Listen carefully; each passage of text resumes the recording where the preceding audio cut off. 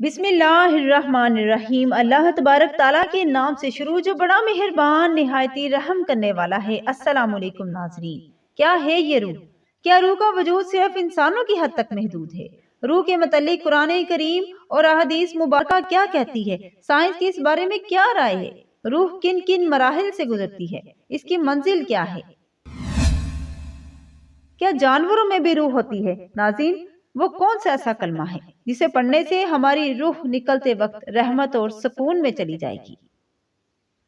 ناظرین، آج کی اس ویڈیو میں ہم روح کے متعلق پوچھے جانے والے تمام سوالات کے جوابات قرآن و حدیث کی روشنی میں اور دیگر مذاہب کے نزدیک جانیں گے۔ روح کا ذکر بہت سی مذہبی فلسفی معاشروں میں اس طرح سے ملتا ہے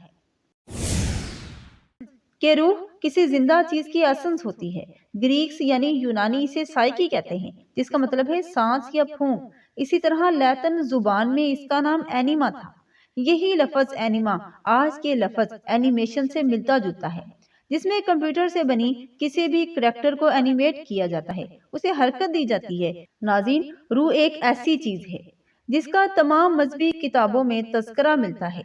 یہودی اور عیسائی کہتے ہیں کہ روح ایک نظر نہ آنے والی چیز ہے جسے شعور دیا گیا تھا، جبکہ ہندو اور جرنلزم کے لوگ کہتے ہیں کہ بیکٹیریا سے لے کر ہر جاندار میں روح ہوتی ہے۔ بچپن سے ہی ہم سب نے ایک تجربے کے بارے میں سن رکھا ہے کہ کسی سائنسدان نے مرتے ہوئے انسان پر تجربہ کیا اور اس کی زندگی اور موت کے بعد کے جسم کا فرق نکالا، تو اس شخص کے جسم کا فرق میں 21 گرام کا فرق نکلا۔ لہذا اس سائنسدان نے یہ نتیجہ نکالا کہ روح کا وزن 21 گرام ہوتا ہے۔ ناظرین، یہ تجربہ آج سے 117 سال پہلے ہوا تو ضرور تھا، مگر یہ تجربہ آج کے سائنٹیفک معیار پر پورا نہیں اترتا۔ بڑے بڑے ایکسپرٹ ڈاکٹر بھی اس کو صحیح طرح سے ایکسپلین نہیں کر پاتے کہ انسانی جسم میں زندگی کیسی ہوتی ہے۔ وہ کہتے ہیں کہ ہمیں پتہ ہی نہیں کہ وہ کون سی چیز ہے جس کی وجہ سے ہم چل رہے ہیں، کھا رہے ہیں، پی رہے ہیں، بول رہے ہیں اور محسوس کر رہے ہیں۔ یہ کیسی خدا کی قدرت ہے کہ آپ دیکھتے ہیں کہ جب کسی انسان کے جسم سے روح نکل جاتی ہے اور وہ مر جاتا ہے تو اس کی ہارٹ بیٹ رک جاتی ہے، مگر اس کا سارا جسم ویسے کا ویسا ہی ہوتا ہے۔ اور اگر آج کے جدید دور میں مصنوعی طریقے سے اس کی ہارٹ بیٹ کو چلا بھی دیا جائے تو پھر بھی اس باڈی کے اندر روح پیدا نہیں ہوتی اور نہ ہی اس کے جسم میں کوئی شعور پیدا ہوتا ہے۔ ناظرین، قرآن کریم کی آیات مبارکہ میں کچھ اس طرح ہیں کہ پھر یاد کرو اس موقع کو جب تمہارے رب نے فرشتوں سے کہا کہ میں سڑی ہوئی مٹی کے سوکھے گارے سے ایک بشر پیدا کر رہا ہوں۔ جب میں اسے پورا بنا چکوں اور اس میں اپنی روح پھونک دوں تو تم سب اس کے آگے سجدے میں گر جانا۔ ناظرین، قرآن کریم کے مطابق انسان کی روح 5 سٹیج سے گزرتی ہیں۔ پہلی سٹیج جو ہماری روح نے عالم الرواح میں گزاری، جہاں اللہ تبارک تعالیٰ نے انسانوں سے عہد لیا تھا اور ہم نے عہد بھی کیا تھا کہ ہم گواہی دیتے ہیں کہ آپ ہی ہمارے رب ہیں۔ وہ عظیم عہد جس کا ذکر سورۃ الاعراف میں ہے، اسے عہد الف بھی کہا جاتا ہے۔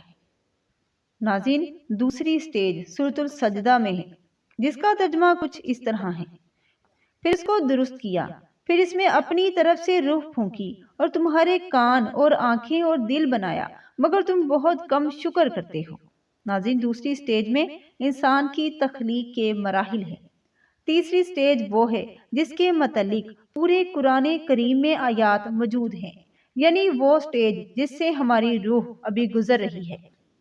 چوتھی سٹیج سورۃ المومنین میں ہے کہ جب ہمارے جسم کو موت آ جائے گی، یعنی کہ ایک برزخی زندگی، ایک انتظار جہاں سے ہماری روح کی واپسی ناممکن ہے۔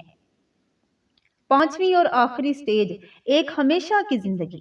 قرآن کریم میں ہماری روح کا 2 مرتبہ اس کے نام سے ذکر ہے، جس میں ایک بار سورۃ الزمر میں کہ اللہ روحوں کو ان کی نیند کے وقت قبض کر لیتا ہے، پھر جن روحوں پر موت کا حکم لگ چکا ہوتا ہے انہیں اپنے پاس رکھ لیتا ہے اور باقی روحوں کو چھوڑ دیتا ہے۔ تو ناظرین، اب ہماری روحیں نیند کے دوران ہمارا جسم چھوڑ کر کیسے چلی جاتی ہیں، یہ ایک راز ہے۔ رات کو ہماری روحیں ہمارے جسموں سے کیسے نکل جاتی ہیں، کیسے سفر کرتی ہیں؟ تو ناظرین، شاید اس بارے میں ہم کبھی بھی نہ جان سکے۔ انفیکٹ کہ روح کے متعلق ہم کچھ بھی نہیں جانتے۔ حضرت عبداللہ بن مسعود رضی اللہ تعالی عنہ روایت کرتے ہیں کہ ایک بار میں آپ صلی اللہ علیہ وآلہ وسلم کے ساتھ تھا۔ ہم مدینہ کے کھنڈرات سے گزر رہے تھے تو کچھ یہودی ہمارے قریب سے گزرے۔ ان میں سے ایک نے دوسرے سے کہا کہ ان سے روح کے بارے میں پوچھو۔ پھر کسی اور نے کہا کہ ایسا نہ ہو کہ وہ ایسی بات کہہ دیں جو تمہیں اچھی نہ لگے۔ پھر کسی اور نے کہا کہ ہم ضرور پوچھیں گے، کہ بالآخر ایک شخص نے رک کر کہا کہ اے ابو القاسم، یہ روح کیا ہے؟ تو اس پر آپ صلی اللہ علیہ وآلہ وسلم خاموش رہے۔ پھر آپ صلی اللہ علیہ وآلہ وسلم نے اپنا سر مبارک آسمان کی طرف اٹھایا، اور اس پر عبداللہ کہتے ہیں کہ میں سمجھ گیا تھا کہ آپ صلی اللہ علیہ وآلہ وسلم پر وحی نازل ہو رہی ہے۔ جب آپ صلی اللہ علیہ وآلہ وسلم سے وہ کیفیت دور ہو گئی تو آپ صلی اللہ علیہ وآلہ وسلم نے قرآن کریم کی آیت مبارکہ کی تلاوت فرمائی، جس کا ترجمہ کچھ یوں ہے: اور یہ لوگ آپ سے روح کی بابت سوال کرتے ہیں، آپ جواب دیجئے کہ روح میرے رب کا حکم ہے اور تمہیں بہت ہی کم علم دیا گیا ہے۔ ناظرین، اس آیت مبارکہ میں دوسری بار قرآن کریم میں روح کا ذکر ہے۔ تو اب بات کرتے ہیں کہ کیا جانوروں میں بھی روح ہوتی ہے؟ تو ایک بار صحابہ اکرام نے رسول اللہ صلی اللہ علیہ وآلہ وسلم سے سوال کیا کہ یا رسول اللہ صلی اللہ علیہ وآلہ وسلم، کیا ہمارے لیے چوپایوں کے ساتھ نیکی میں بھی اجر ہے؟ تو اس پر آپ صلی اللہ علیہ وآلہ وسلم نے فرمایا کہ تمہارے لیے ہر ذی روح میں اجر ہے، یعنی کہ جانوروں میں بھی روح ہوتی ہے۔ اسی طرح حضرت عباس رضی اللہ تعالی عنہ سے مروی ہے کہ آپ صلی اللہ علیہ وآلہ وسلم نے مرغیوں کے حوالے سے فرمایا تھا کہ کوئی بھی وہ چیز جس میں روح ہو اسے تکلیف کا نشانہ نہ بناؤ۔ تو ناظرین، اب یہ دونوں روایات اس بات کو کنفرم کرتی ہیں کہ ہر زندگی کے پیچھے ایک روح ہے، وہ سانس جو زندہ چیز میں پھونکا جاتا ہے۔ لیکن انسانی روح کو جسم کے ساتھ ساتھ ایک بہت ہی خاص چیز نفس بھی دیا گیا ہے۔ نفس کا ذکر قرآن و حدیث میں بہت ساری ڈیٹیلز کے ساتھ موجود ہے، جس کا ذکر ہم انشاءاللہ آنے والی ویڈیوز میں ضرور کریں گے۔ ناظرین، اب ہم بات کرتے ہیں کہ وہ کون سا ایسا کلمہ ہے جس کے متعلق نبی کریم صلی اللہ علیہ وآلہ وسلم نے فرمایا تھا کہ اگر کوئی مرتے وقت اس کلمے کو پڑھے اس کی روح اس کے جسم سے نکلتے ہی رحمت اور سکون میں چلی جائے گی۔ اس بارے میں روایت ملتی ہے کہ آپ صلی اللہ علیہ وآلہ وسلم کی وفات کے بعد طلحہ بن عبداللہ رضی اللہ تعالیٰ عنہ بہت پریشان رہا کرتے تھے۔ ایک دفعہ انہوں نے اپنی اس پریشانی کا ذکر حضرت عمر فاروق رضی اللہ تعالیٰ عنہ سے کیا۔ انہوں نے کہا کہ میں نے ایک بار آپ صلی اللہ علیہ وآلہ وسلم کو یہ فرماتے ہوئے سنا تھا کہ میں ایک ایسا کلمہ جانتا ہوں کہ اگر کوئی شخص مرتے وقت پڑھے تو اس کی روح اس کے جسم سے نکلتے ہی رحمت اور سکون میں چلی جائے گی، لیکن افسوس میں آپ صلی اللہ علیہ وآلہ وسلم سے وہ کلمہ سن نہ سکا، اور یہی وجہ ہے کہ میں بہت زیادہ غمزدہ ہوں۔ تو اس پر حضرت عمر فاروق رضی اللہ تعالی عنہ نے فرمایا، جانتا ہوں یہ وہی کلمہ ہے جسے نبی کریم صلی اللہ علیہ وسلم نے اپنی چچا حضرت ابو طالب کو پیش کیا تھا، یعنی لا الہ الا اللہ۔ آپ صلی اللہ علیہ وآلہ وسلم فرمایا کرتے تھے کہ اپنے مردوں کو لا الہ الا اللہ کی تلقین کیا کرو۔ ناظرین، ہمیں بھی اللہ تبارک تعالیٰ سے دعا کرنی چاہیے، اللہ تبارک تعالیٰ ہمیں بھی مرتے وقت کلمہ پڑھنے کی توفیق عطا فرمائے، آمین ثم آمین۔